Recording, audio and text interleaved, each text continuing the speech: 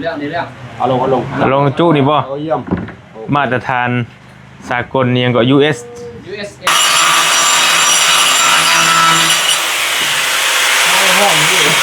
เดียวเลยนี่ตัวบริมาเมื่อวานนี่อยู่ฟังพี่บ่นี่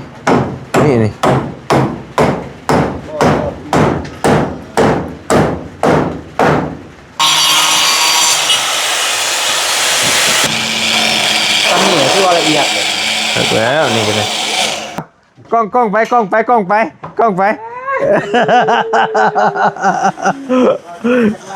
งามอยู่บ่อันข่อยก็ลืมถามห้องได้เจ้าเลือกสิเป็นห้องเจ้าห้องข้างได้ข้างนี้เจอกันมาสี่ห้องกันอีกได้มาข้างนี้ดิ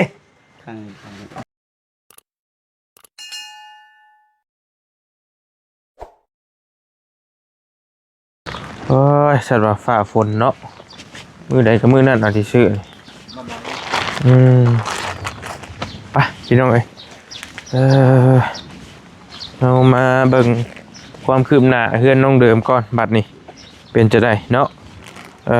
บรรยากาศอยู่บ้านอลิงเนาะสบายดีเด้อพี่น้องเด้อสบายดียามบรรยากาศฟ้าลงฝนตกคือเก่ากินนี่บอลลี่กับทีมงานเนาะไปพากันไปแวะเบิ่งบานประตูพี่น้องเอ้ยมันบ่มีผู้อยู่ห้านบานประตูก็ได้มีคนขายอยู่แต่ว่าเขาเจ้าบ่อยู่ว่าซั่นจักเป็นจะได้อันนั้นก็ได้เนาะโอ้ยบานประตูตัวว่าเฮาตัวมันขาดอยู่2อันนะพี่น้องเนาะแต่ย่าแล้วจังซื้อมาใส่เบอร์อื่นจังซื้อมาให้เพิ่นใหม่ไปเลย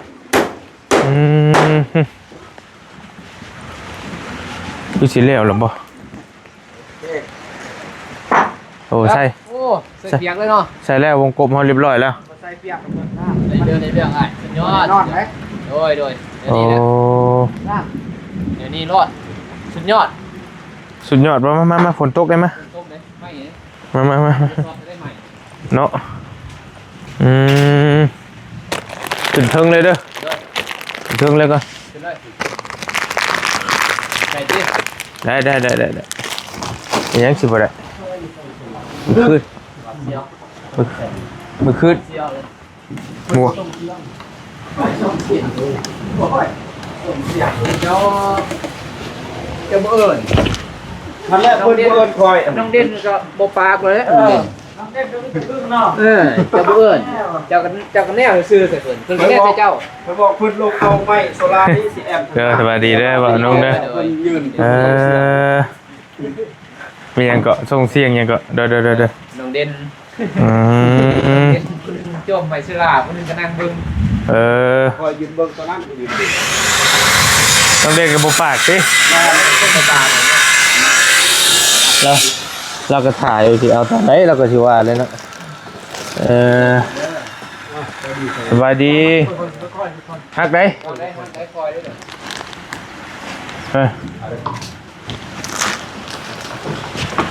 เอาลงไป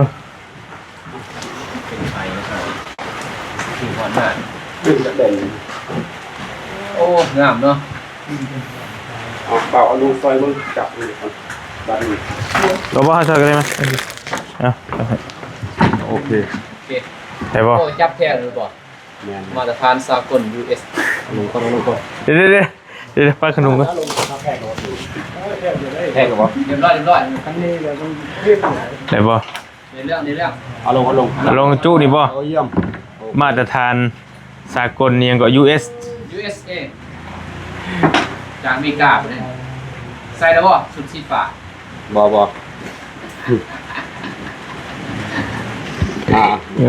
โอเคแผ่นน้อยเนาะบ่น้องเขาก็ลืมสังเกตอยู่พุ่นแผ่นใหญ่แต่ข่อยเฮ็ดนะแต่ว่าแผ่นน้อยนี่มันก็งามไปอีกแบบนึงทีไปอีกแบบนึงแรงนะโอ้พี่น้องนี่เนาะไปดีเด้อน้องเด่นเด้ออันนี้เด้ออันแบ่งกันกินเด้อเด้อกินน้ำกันนี่แหละกับสร้างคนนี้พี่น้องเอ้ยเอาเลย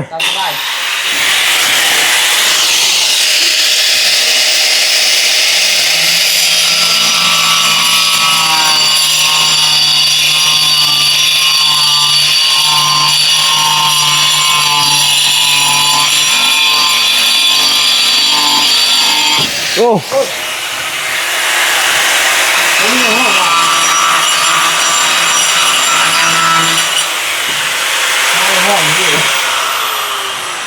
ได้แล้ว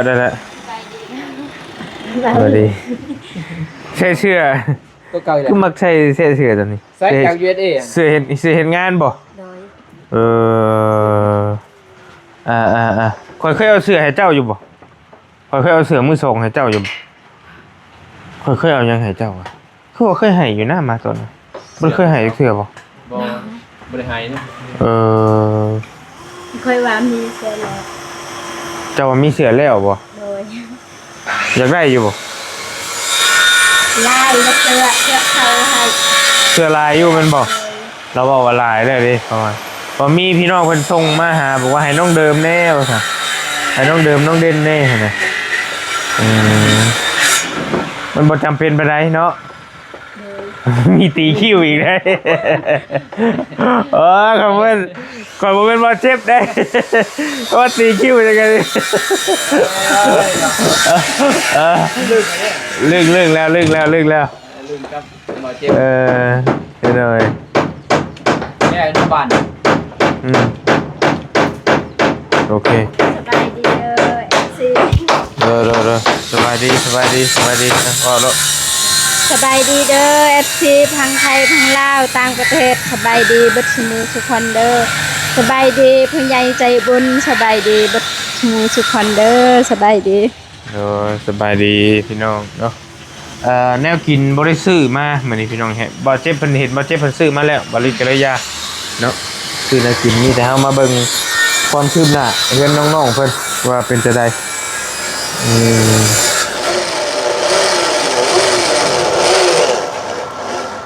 มันช้าน้ำตัวนี้แล้วเนาะ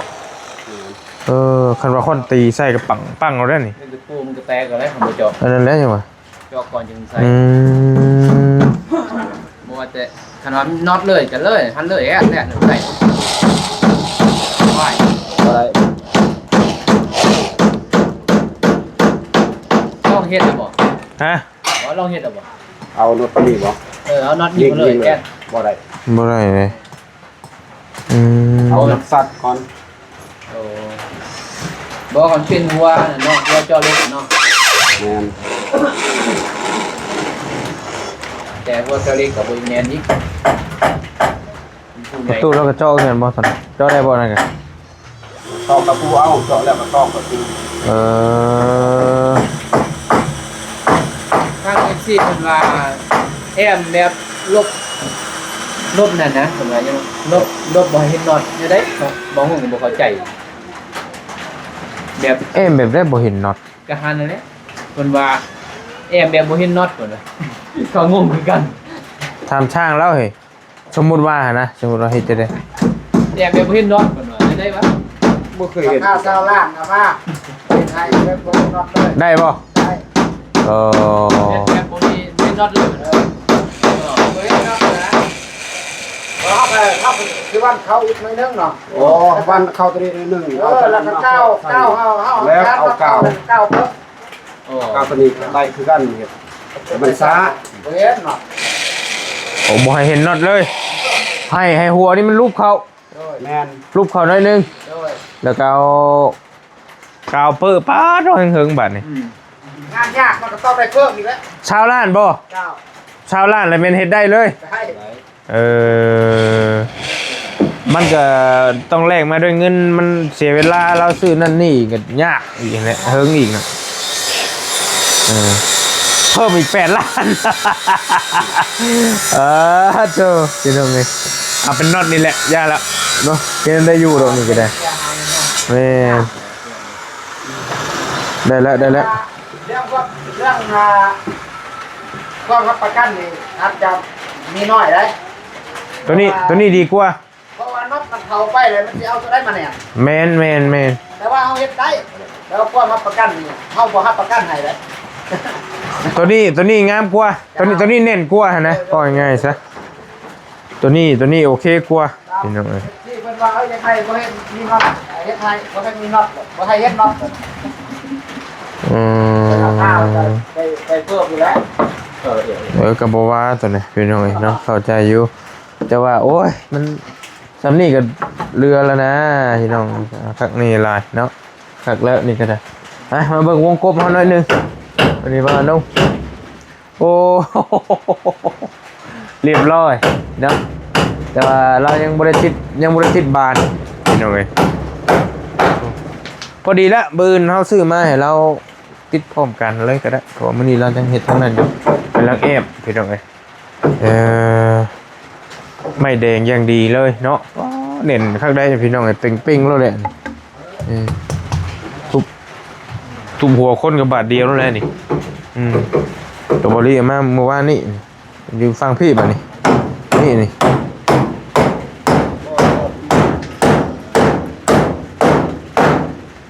อันนี้วงทางนี้บ่นี่ยังจะบานมันเฮาบ่ทันได้ซื้อมาครบพี่น้องเอ้ยบ่อื่นซื้อมาให้เนาะทั้งนี้ถือว่าแล้วสมบูรณ์ทั้งนี้น้อยเนาะเอ็มฟ้าเรียบร้อยแล้วทั้งนี้พี่น้องเอ้ยนิดๆเลยเนาะมีเลือดจ๊ะ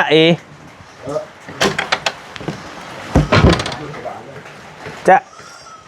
โอ้ถือว่าใหญ่แล้วก็กว้างขวางพี่น้องเอ้ยเบิ่งยังก็เนาะโล่งหูโล่งตาพี่น้องเอ้ยเฮาเฮ็ดอยู่เซโปนหั่นคือถ้าจำบ่ผิดคือว่าเม็ดนึงนี่แหละแม่นอันวงมันนี่อันนี้มันเม็ดซาวเด้มันก็สิใหญ่ขึ้นจังหน่อยเนาะไม่แดงคือกันเบิดเลยบ่นี่แดงเบิดฮักลีคือตรงเดิมนี่มันจะไม่แบบมาตรฐานแน่นหนาเลยนะพี่น้องคักเขาท่าน้อยแต่ว่าน้อยพิชินูได้แบบนี้แต่ว่าเขามาเบิ่งเลยก็บ่ได้น้อยเนาะบ่าวนุ่งเนาะบ่ได้น้อยจังซี่บ่าวนุ่งยังหาคุณหาเป็นเมทัลเจ้าน่ะเมทัลน้อยกว่านี้อีกว้ายน้อยนี่เด้ใหญ่กว่าเพื่อนเจ้าอีกใช่มั้ยแท้นี่เนาะแม่นเหรอบ่ใหญ่กว่าหันค่าเจ้าอีกบ่นี่บ่นี่หาคุณ6เดือนบ่าวนุ่ง6คุณ7ก็ใหญ่กว่าจังน้อยซั่นน่ะเรากันหงเด้เห็นบ่โอเคเรียบร้อยงาม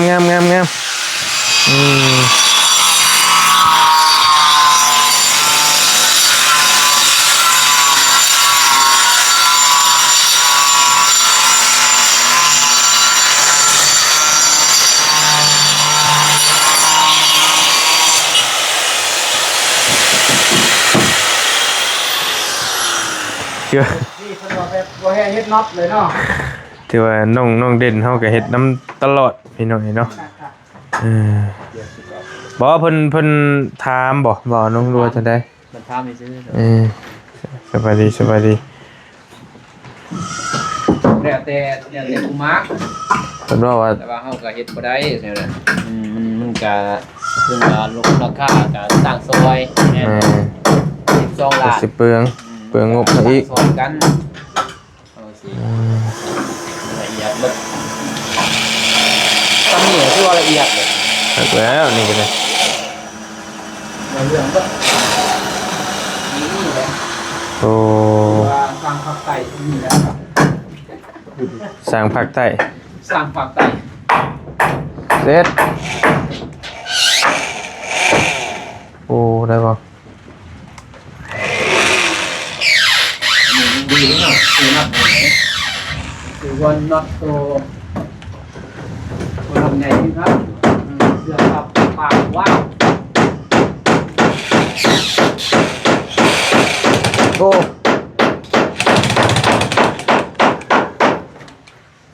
ดันเข้าอุ้ยโอ้แบบเน็ตอะไรก็เตะอีกเลยเนาะตับอีกเลยพี่น้องเอ้ยโอ้แดงอึ้งครึ่งประตูตะปูทางนี้บ่ของประตูปู4เหรอปู3 4ปู4ป่ะเฮาซื้อมาวานนี่ติปู4เครื่องอยู่ประตู4ว่าเป็นคนซื้อเองโอ้อันนี้แบบไล่ซ้ายตัวนี้เนาะแล้ว เจ็บบ่มาเบิ่งในบ่เฮือนเจ้านี่ขึ้นมาเบิ่งแล้วบ่ฮะขึ้นมาเบิ่งแหน่เป็นได้เรียบร้อยอยู่บ่นี่ห้องหอเจ้านี่ฮะกลับมาเบิ่งแหน่ข่อยยังบ่ทันเห็นเจ้าขึ้นมาจากเทื่ออยู่ขึ้นมาเบิ่งแหน่ห้องหอเป็นจังได๋แน่เนาะ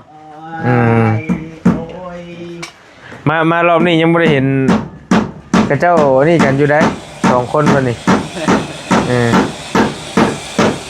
ขึ้นมาต้องเดิมมานี่ด้วยฮะมันดึงกับว่าเจ็บเลยเร็วกล้องไป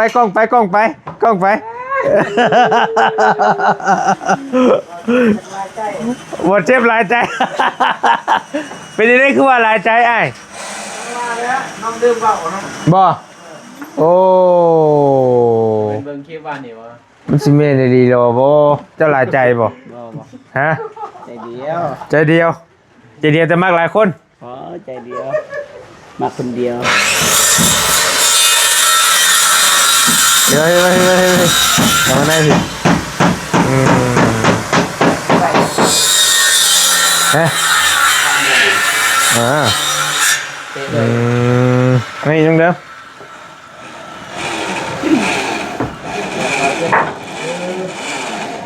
เราบ่หยอกสร้างเราบ่หยอกซื้อเรางามอยู่บ่อันข่อยก็ลืมถามห้องได้เจ้าเลือกสิเป็นห้องเจ้าห้องข้างได้ข้างนี้เจ้าก็มักสี่ห้องกันอีกได้มาข้างนี้ติสบายเด้เวลาลูกอะไปนึ่งข้าวนึ่งน้ำตอนเสาร์เด้สบายใช่พี่ก็ลุกง่ายคือกันแต่ว่ามันจะมีมุมแบบว่าพอเปิดมาแล้วมันเห็นทางนี้ เปิดหน้าต่างตัวนี้มาที่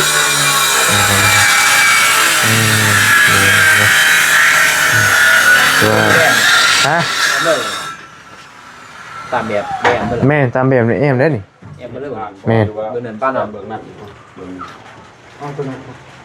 เจ้าแอมข้างนั้นยิทำมันได้แน่นเหรอแอมขึ้นเลยนี่แบบคือว่าแอมเลยแบบนี้เนาะเลยสิปะโล่งบ่รู้ว่าจะได้ลืมแต่ว่ามันมีแอมข้างนึงน่ะแอมข้างนึงสิแอมข้างนี้หรือสิแอมข้างนั่นบ่รู้ว่าจะได้ตะเวนขึ้นทางไหนตะเวนตกทางใดทางพี่นี่ตกนี่ทางล่างขึ้นนี่ตกออกตะเวนออกทางพี่บ่คิดว่าอัดเบื้องนี้นี่เฮ็ดอันนี้จังงามความหมายแบบเฮานะมันต้องอัดนี่อันนึงหั่นน่ะไม่เฮาเพื่อมาแล้วบ่ล่ะไม่ฉลาดเพื่อแล้วบ่เพื่อแล้วต้องอัดฟังบ่อัดพุ่นกับอัดพี่หั่นน่ะตามแบบเพิ่นน่ะเด้ลายแกนพอดิ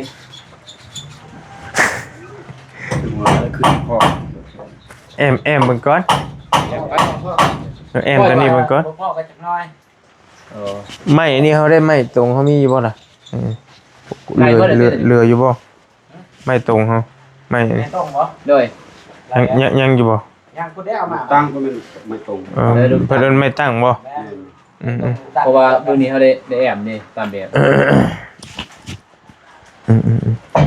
เจ้าจะให้แอมพังพูดหรือพังพี่แอมพังนี้บ่เจ้าดิ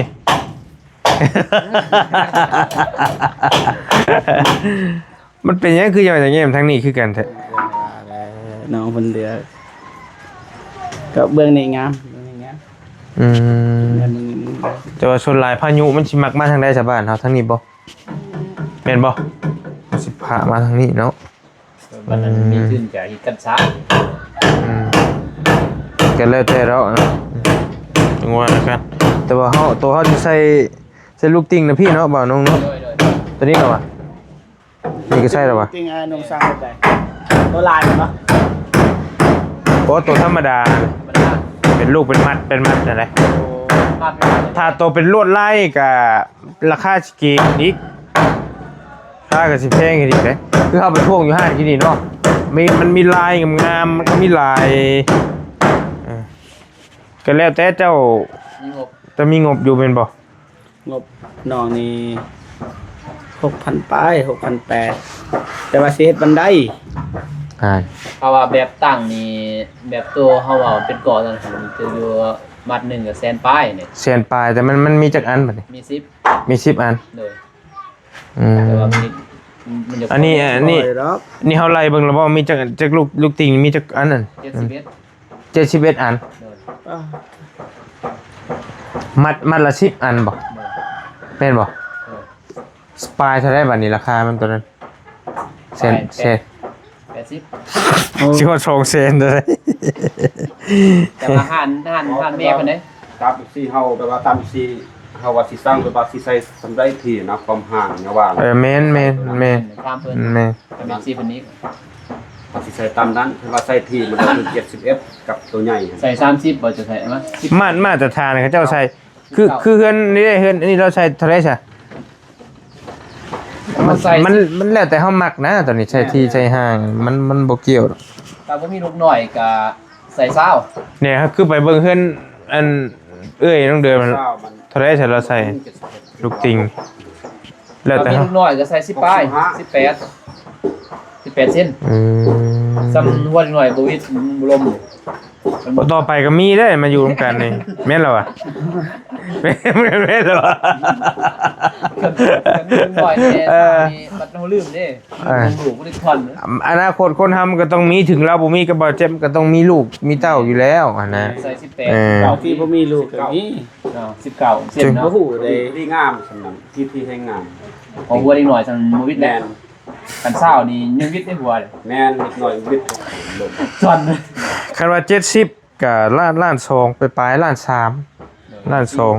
2กลัว กันซ่อม ๆกันว่า70อันเด้เพราะมัดหนึงมันมี71ประมาณล้าน3ซะโดยเฉพาะลูกติ่งนะตัวธรรมดาได้บ่แม่นบ่ลาย ตัวลายก็บ่แพงนะแพง แพงแล้ว บ่มีลายมีใหญ่ที่เฮาเบิ่งที่นี่เนาะ แม่นเด้ตัวลายงามแพงเด้ ตัว นี้ก็มีลาย แบบใดตัวไอ้บ่าแบบใด ก็สิแบบนี้แหละนี่ บ่แม่นน้องว่าบ่แม่น ฮะ ตัวนี้มันเป็นคือแป้นแต่ว่าเขาใส่ลายทาง ตัวนั้นแพงเด้ ก็บ่แพงปานใด ก็ไปถามเบิ่ง แล้วแต่ ลองไปถามมันกันแพงก็ว่ากัน เรามักแล้วนั่นนะก็ว่า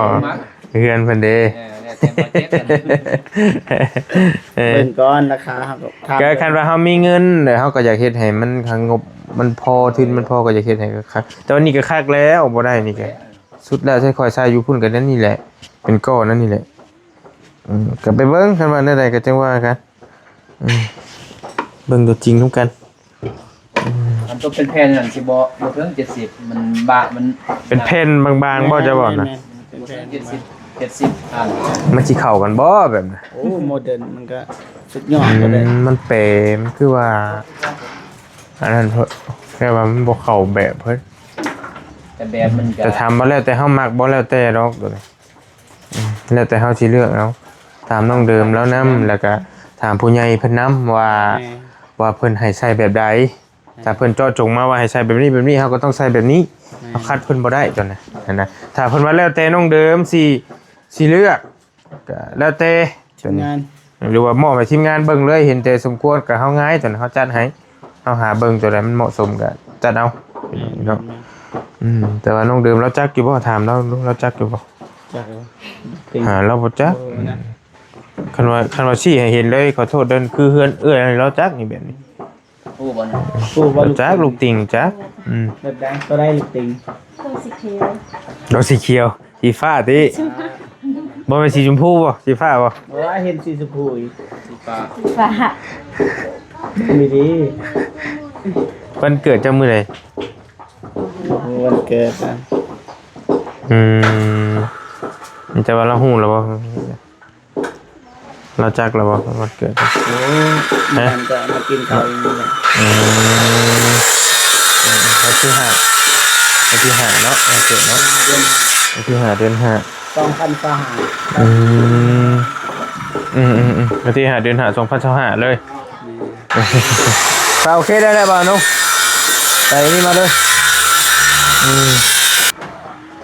ไปลงรูปไปทีมงานวันนี้ไปพากันลงรูปไปได้ละให้ไอ้ชาคนกำลัง ลุยงานอยู่พี่น้องเอ้ยอันขนมเด้อถ้าอยากกินเด้อไปซื้อมาให้เด้อแบ่งกันกินเจ้าอืมพี่น้องเอ้ยสิบ่ไงหลังบ่ไอ้ตัวย่านแต่ สบายเด้อพอเด้อ เนาะ มันหมื่นนี่เด้อตอกบ่ตอกบ่อ่ะตอก โยตัวย่านอยู่เด้พี่น้องเอ้ย ได้หมื่นเด้ เออ มีคนตกกดปลอดภัยมาก่อนเด้อ มันตกไปทางล่างมันมีแต่มาขี้หินใช่มั้ยติ แม่นเด้อ โย ไปที่สร้างมายากตรงปลอดภัยมาก่อนอย่าประมาทในสิ่งที่ อืม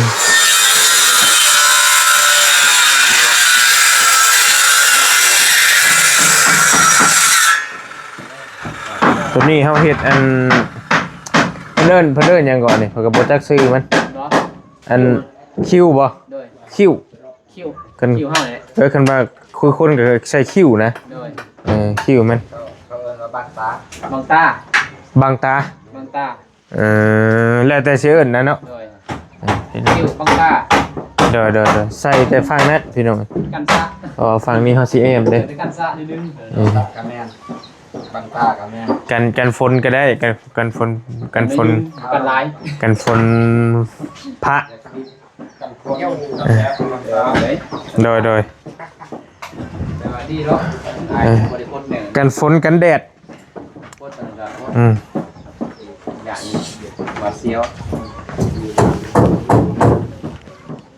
โดยเฮ็ดซ่าๆแต่ว่าตัวก็ หน่อย บ่เผา มันมีคุณภาพ โดย นี่แหละ ไว้มันมีคุณภาพคือเก่า คอยเฮ็ดคอยท